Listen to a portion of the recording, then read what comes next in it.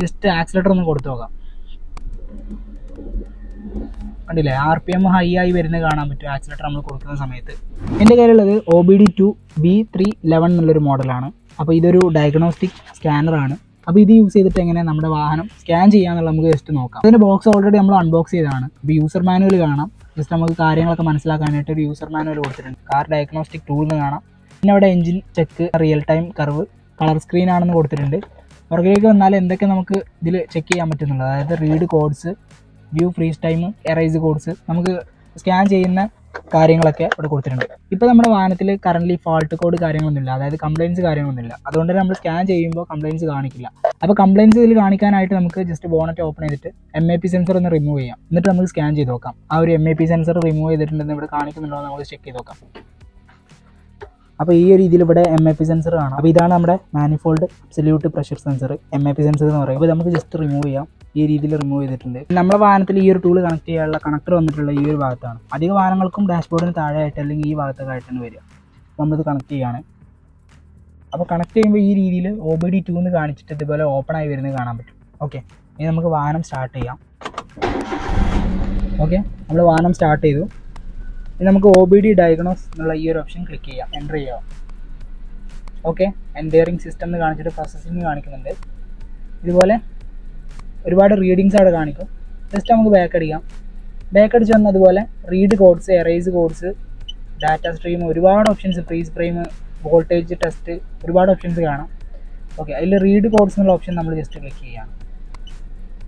Okay, അതിൽ നമുക്ക് current code, pending code കാര്യങ്ങളൊക്കെ ഉണ്ട്. പെൻഡിങ് DTC എന്നുള്ള ഈ ഒരു ഓപ്ഷൻ ക്ലിക്ക് ചെയ്യാം. പ്രോസസ്സിംഗ് ആണ്.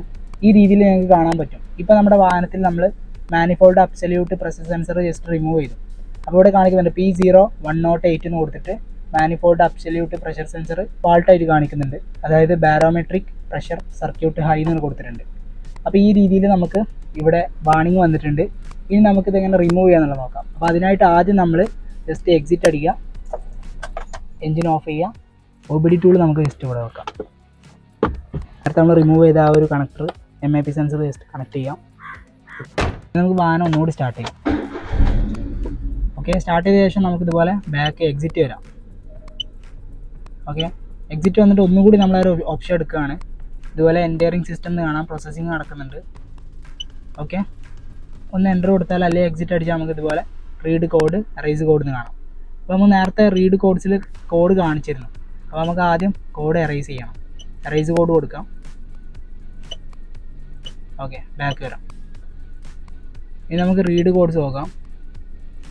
ഓക്കെ, പെൻഡിങ് DTC എന്ന് കാണാം, അത് ക്ലിക്ക് ചെയ്യാം. നേരത്തെ നമുക്ക് ഇവിടെ പെൻഡിങ് കാണിച്ചിരുന്നു.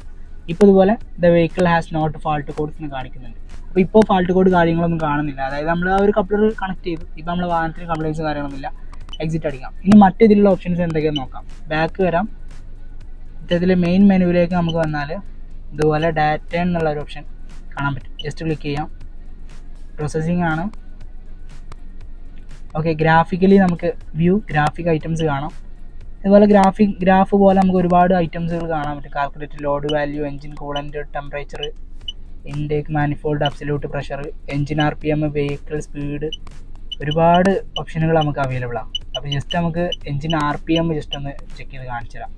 ഇവിടെ നമ്മൾ എൻ്റർ അടിക്കുമ്പോൾ ഇവിടെ ടിക്ക് മാർക്ക് വരും. ജസ്റ്റ് എക്സിറ്റ് അടിച്ചാൽ ഇതുപോലെ നമ്മൾ ഈ ഒരു RPM ഇവിടെ കാണാം. താഴെയായിട്ട് RPM കറക്റ്റ് കാണിക്കുന്നുണ്ട് കേട്ടോ. RPM മീറ്റർ പോലും ഇല്ലാത്ത നമ്മൾ ഈ ഒരു വാഹനത്തിൻ്റെ RPM ഇവിടെ കാണാൻ പറ്റും. അപ്പോൾ ജസ്റ്റ് ആക്സിലേറ്റർ ഒന്ന് കൊടുത്തു നോക്കാം. കണ്ടില്ലേ, RPM ഹൈ ആയി വരുന്നത് കാണാൻ പറ്റും ആക്സിലേറ്റർ നമ്മൾ കൊടുക്കുന്ന സമയത്ത്. ഓക്കെ, ആ ഒരു ഗ്രാഫ് പോലെ നിങ്ങൾക്ക് ഇവിടെ കാണാൻ പറ്റും RPM കൂടുന്നത്. അപ്പോൾ ഈ ഒരു രീതിയിലാണ്. ഇനി മറ്റൊന്നുകൂടി ഞാൻ ജസ്റ്റ് ഒന്ന് കാണിച്ചു തരാം. ഇനി നമുക്ക് just engine coolant temperature just ഒന്ന് നോക്കാം. ഓക്കെ, ജസ്റ്റ് ചെക്ക് ചെയ്തു, എക്സിറ്റ് അടിക്കാം. ഓക്കെ, ഇതുപോലെ കൂളൻ്റ് ടെമ്പറേച്ചർ ഗ്രാഫ് പോലെ കാണാം. 94 ഡിഗ്രി, 93 ഡിഗ്രി, അങ്ങനെ കൂടിയ കുറേയൊക്കെ ചെയ്യുന്നുണ്ട്. ഇത്തരത്തിൽ ഒത്തിരി ഓപ്ഷൻസ് നമുക്ക് ഈ ഒരു ഇതിൽ അവൈലബിൾ ആണ്. അപ്പോൾ സ്കാൻ ചെയ്യുന്നത് ജസ്റ്റ് ഒരു ബേസിക് വീഡിയോ ആണ് നമ്മൾ ഇന്നത്തെ വീഡിയോ ചെയ്തത്. ജസ്റ്റ് വാഹനം ഓഫ് ചെയ്യാം. അപ്പോൾ ഇത് റിമൂവ് ചെയ്യുമ്പോൾ നമ്മൾ ജസ്റ്റ് വാഹനം ഓഫ് ചെയ്തതിന് ശേഷം ജസ്റ്റ് റിമൂവ് ചെയ്താൽ മതി. ഓക്കെ, വാഹനം ഓഫ് ചെയ്യാതെ നമ്മൾ റിമൂവ് ചെയ്യരുത്.